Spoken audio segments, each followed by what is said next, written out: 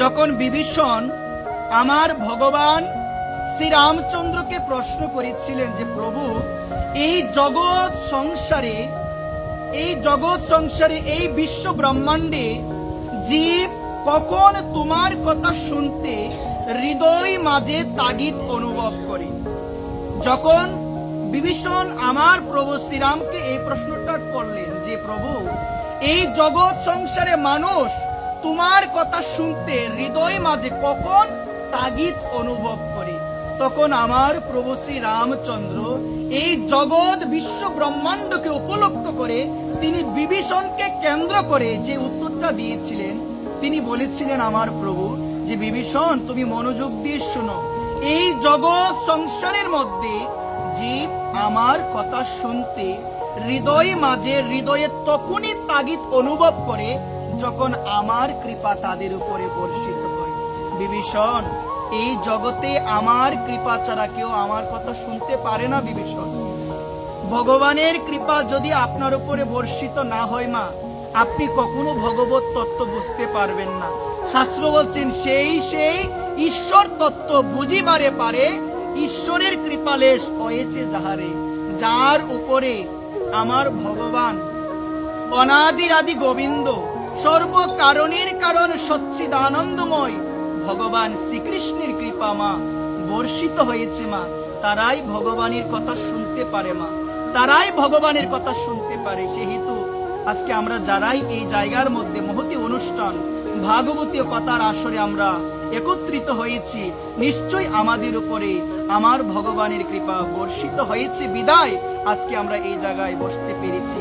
এই কারণে মায়েদের চরণে আমার এই নিবেদন, মা তোমরা আজকে এই জায়গার মধ্যে এসেছো, একটাই উদ্দেশ্য নিয়ে এসেছো, ভাগবত কথা শুনবে, সেই কথাগুলোকে যেন আমি আমার সেই অন্তরে স্থান দিতে পারি। কোথায় স্থান দিতে পারি মা? অন্তরে। মা মন দিয়ে শুনবেন, ভগবান অনাদিরাদি গোবিন্দ তিনি শ্রীমৎ ভগবত গীতার ৭১ নং শ্লোকে মা ভগবান বলছেন, শ্রদ্ধাবান অনুসূয়চ শৃণুয়াত অপি জনর। মা আপনারা এসেছেন ভগবানের কথা শোনার জন্য। মা মনে রাখবেন মা, ভগবানের কথা শুনতে গেলে মা সর্বপ্রথম হৃদয়ে শ্রদ্ধা থাকা প্রয়োজন। ভগবানের কথার প্রতি যদি তোমার শ্রদ্ধা না থাকে মা, সেই কথায় আপনার কখনো পরিবর্তন হবে না। এই কারণে সর্বদা দেখবেন এমনও ভক্ত আছে যাদের মধ্যে সর্বদা আকাঙ্ক্ষা কাজ করে যে কখন ভক্ত সঙ্গ হবে, সেই জায়গায় গিয়ে ভাগবতের কথা আমি শ্রবণ করব, সেই জায়গায় গিয়ে ভগবানের মুখনিসৃত বাণী গীতার কথা আমি শ্রবণ করব। মা আপনারা একটা পাখির নাম শুনে থাকবেন, চাতক পাখি।